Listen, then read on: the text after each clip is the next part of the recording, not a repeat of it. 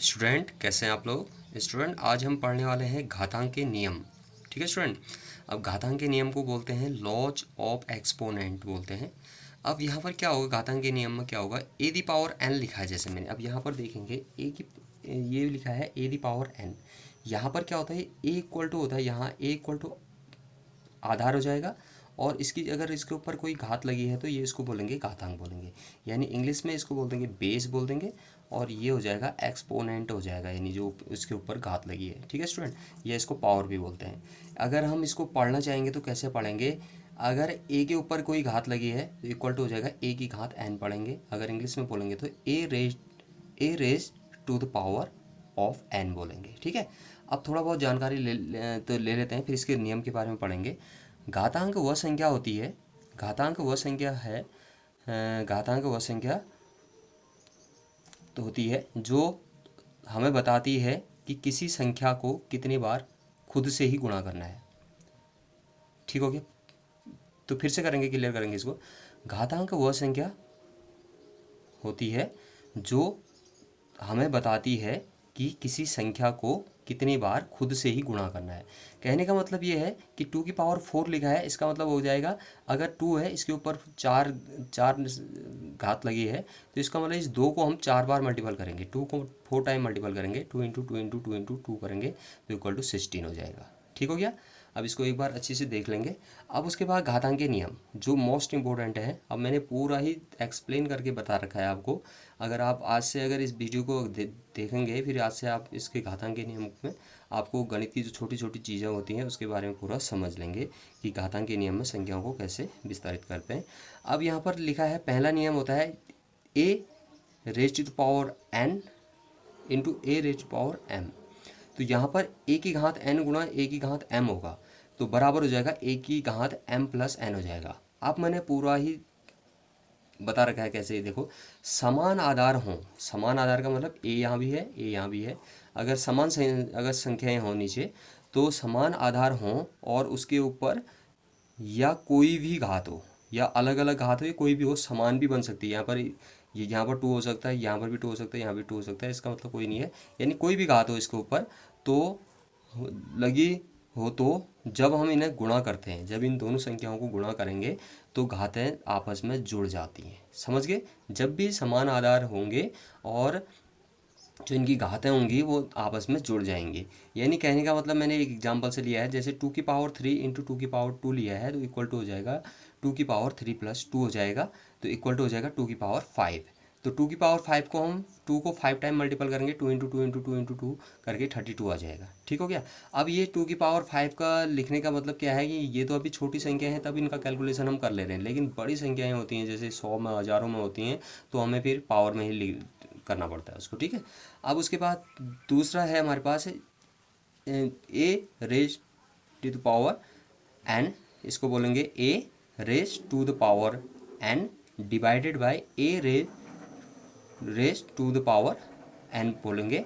तो यहाँ पर हो जाएगा यानी ए की घात एन भागा ए की घात एम बराबर हो जाएगा ए की घात एन ऋण एम हो जाएगा। कहने का मतलब ये है कि अगर हम समान आधार हों, यहाँ पर देखो समान आधार हों, अगर उसके ऊपर कोई भी घात लगी हो तो भाग करने पर घातें आपस में घट जाती हैं स्टूडेंट। ठीक है, तो ये इसको भी क्लियर कर लेंगे। जैसे ये 2 की पावर 5 है डिवाइडेड बाई 2 की पावर 3 है तो इसका मतलब क्या हुआ 2 की पावर 5 माइनस 3, ये 2 तो सेम रहेगा लेकिन उसके ऊपर जो घातें हैं वो घट जाएंगी तो ये हो जाएगा 2 की पावर 2 हो जाएगा इक्वल टू हो जाएगा 2 इंटू 2 इक्वल टू 4 हो जाएगा। ठीक है।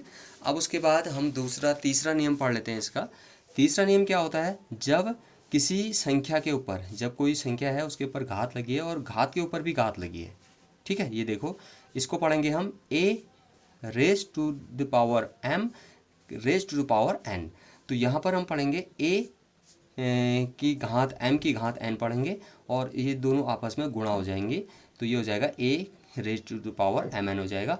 अब यहाँ पर देखो विस्तार कर रखा है मैंने, जब किसी संख्या के घात के ऊपर घात लगी हो तो घातें आपस में गुणा हो जाती हैं। समझ गए, जब घात के ऊपर घात लगी होगी तो गुणा आपस में घातें क्या हो जाएंगी, गुणा हो जाती हैं। जैसे हमने लिखा है 2 raise to power 3 raise to power 2, यानी 2 की घात 3 की घात 2 लिखा है तो इसका मतलब क्या होंगी, ये दोनों ऊपर जो घातें हैं वो आपस में गुणा हो जाएंगी। 2 की पावर टू की पावर 3 इंटू 2 हो जाएगा इक्वल टू 2 की पावर 6 हो जाएगा। हम इसको मल्टीपल कर सकते हैं, 2 को 6 टाइम मल्टीपल करेंगे तो ये आ जाएगा 2 इंटू 2 इंटू 2 इंटू 2 इंटू 2 करके 64 आ जाएगा। ठीक है, अब चौथा है नियम हमारे पास, क्या है देखो, यदि जब देखो अब यहाँ पर आधार अलग अलग हो गए हैं, a raise to power m into b raise to power m into a raise to power m divided by b raise to power m। यहाँ पर क्या देख रहे हो आप कि यहाँ पर क्या है कि घातें तो समान है लेकिन इनके आधार अलग अलग हैं। तो क्या हो जाता है, यहाँ पर पढ़ लेते हैं, यहाँ जब आधार अलग अलग हों और घातें समान हों तो गुणा या भाग करने पर उनकी घातें वही रहती हैं। कहने का मतलब ये है कि अगर हम a इंटू बी करेंगे कि रेज टू पावर m करेंगे तो यानी a b की पावर m हो जाएगा और यहाँ भी a अपॉन b की पावर m हो जाएगा, यानी घातें वही रहेंगी और वो आपस में मल्टीपल या डिवाइड कर सकते हैं। जैसे मैंने एग्जांपल से बता रखा है, टू की पावर 3 इंटू 3 की पावर 3 लिखा है तो 2 इंटू 3 की पावर 3 हो जाएगा, 6 की पावर 3 हो जाएगा। ठीक है, इसको हम 6 इंटू 6 इंटू 6 कर सकते हैं। ठीक है, उसके बाद 2 की पावर 3 डिवाइडेड बाय 3 की पावर 3 लिखा है तो यहाँ पर हो जाएगा 2 अपॉन 3 रेज टू पावर 3 हो जाएगा। इसी प्रकार हम इसको करेंगे। अब पढ़ लेते हैं इसका अगला नियम। अगला नियम क्या है स्टूडेंट, देखो बहुत ही इंपॉर्टेंट है ये। अब यहाँ पर है, जब किसी संख्या के ऊपर 0 घात लगी होती है तो उसका मान हमेशा 1 होता है। अब मैंने क्या लिखा है यहाँ पर क्लियर करेंगे, शून्य के अलावा, 0 के अलावा ये यदि कोई भी संख्या के ऊपर 0 घात लगी हो तो उसका मान सदैव 1 होता है। बहुत इंपॉर्टेंट है स्टूडेंट, चाहे वो कितनी भी बड़ी संख्या हो। अगर किसी संख्या के ऊपर 0 घात लगा होगा केवल 0 को छोड़कर, ठीक है, तो जैसे 2 की पावर अगर 0 लिख दिया हमने तो 1 हो गया, 200 रेज टू पावर 0 लिख दिया 1 हो गया। जितनी भी बड़ा है, चाहे लाखों में हो, हज़ारों में, करोड़ों में हो, तो उसका मान हमेशा 1 ही आना है अगर उसके ऊपर 0 घात लगी होगी। स्टूडेंट्स समझ रहे हैं ना आप लोग, तो इसको क्लियर कर लेंगे। अगला नियम है a raise to power minus m into equal to हो जाएगा वो 1 अपॉन m हो जाएगा, या ये हो जाएगा, इसका उल्टा हो जाएगा प्रतिलोम। यहाँ पर मैंने बता रखा है, देखो यहाँ पर यदि हम किसी संख्या के ऊपर ऋणात्मक चिन्ह हो या धनात्मक चिन्ह हो, जब उसे उल्टा लिखा जाता है, उल्टा कहने का मतलब है ऊपर का नीचे, नीचे का ऊपर लिखा जाता है, तो अर्थात अंश से हर में ले जाएं या हर से अंश में ले जाएं तो उसके घात का चिन्ह बदल जाएगा, उसके घात का चिन्ह बदलेगा। अगर ये माइनस में था, हम इसको नीचे, तो अगर इसको नीचे ले गए तो हर में ले गए तो ये हो जाएगा a raise to power m हो जाएगा। अगर ये नीचे था, इसको ऊपर ले जाएंगे तो a की पावर m हो जाएगा। तो यहाँ पर हम एक एग्जांपल से समझ लेते हैं इसको। जैसे 2 की पावर -3 है तो इसको हम 1 अपॉन 2 की पावर 3 लिख सकते हैं। देखो अब चिन्ह बदल रहा है, इसको अपॉन में लेके इसको उल्टा कर दिया हमने, तो अगर इसको मल्टीपल करेंगे तो 1 अपॉन 2 की पावर 3 हो जाएगा, तो 2 इंटू 2 इंटू 2 हो जाएगा, अपॉन इक्वल टू 1 अपॉन 8 हो जाएगा। उसी प्रकार ये 1 अपॉन 2 की पावर -3 था, अगर इसको ऊपर ले जाएंगे तो 2 रेज पावर 1 हो जाएगा इक्वल टू 2 की पावर 3 हो जाएगा, 2 इंटू 2 इंटू 2 इंटू 8 हो जाएगा। ठीक है स्टूडेंट, समझ रहे हैं ना आप लोग। अभी नेक्स्ट इसका नियम क्या है, अगर a raise to power m upon n यानी कोई भी संख्या भिन्नात्मक होगी, यानी घात में कोई भिन्न होगी, तो हम इस प्रकार से लिखेंगे a रूट लिखेंगे, a की पावर m लिखेंगे। अब इसके बाद ये लगा है यहाँ पर चिन्ह लगा है, तो इसके बाद जब हम इसको पूरा क्लियर कर लेंगे, जब किसी संख्या की घात भिन्न में हो तो उसके हर वाली संख्या, यानी जो ये रूट का चिन्ह है, इसके आगे चली जाएगी, इसके आगे चली जाएगी। देखो ये n आगे चले गया, इसके हर वाली संख्या जाएगी आगे। ठीक है, और वह वर्गमूल भी बन सकती है, घनमूल भी बन सकती है, या इससे आगे भी बन सकती है, यानी चतुर्थमूल, पंचमूल कुछ भी होगा, उसके घात में अगर कोई भी संख्या है तो वो आगे चले जाएगी। जैसे हमने लिखा है 64 रेज टू पावर 2 अपॉन 3, यानी 64 की घात लिखा है 2/3 लिखा है, तो बराबर ये 3 जो है ये आगे चले गया इसके, और ये 64 का स्क्वायर हो गया अंडरूट के अंदर।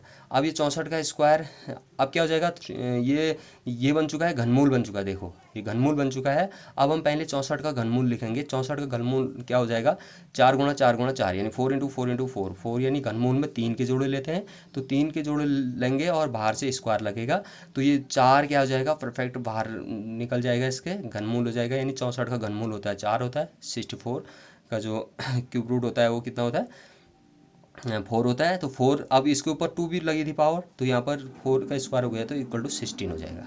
स्टूडेंट समझ रहे हैं ना। अभी नेक्स्ट है लास्ट वाला, हम बता रहे हैं आपको।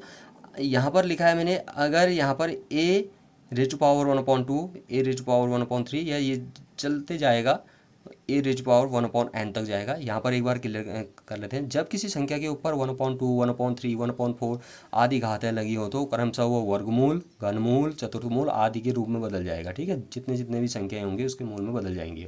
जैसे मैंने यहाँ लिखा है ए, अब देखो कभी कभी क्वेश्चन आता है, बहुत से बच्चे इसमें कन्फ्यूज होते हैं। ए की पावर 1/2 लिखा है तो इसका मतलब ये क्या होता है, वर्गमूल होता है। इस ए का वर्गमूल हो जाएगा, 1/2 आएगा पावर में। तो अगर 1/3 आया तो इसका घनमूल होगा, 1/4 आएगा चतुर्थमूल हो जाएगा। जैसे मैंने लिखा है ना ये एग्जाम्पल से, 16 की पावर 1/2 लिखा है तो इसका मतलब ये 16 का घनमूल, ये वर्गमूल पूछ रहा है। क्या पूछ रहा है, वर्गमूल पूछ रहा है।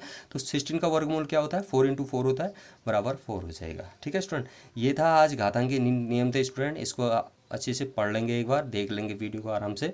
और स्टूडेंट इस वीडियो को आप ज़्यादा से ज़्यादा शेयर करें, लाइक करें, कमेंट करें और सब्सक्राइब करना ना भूलें। Thank you student.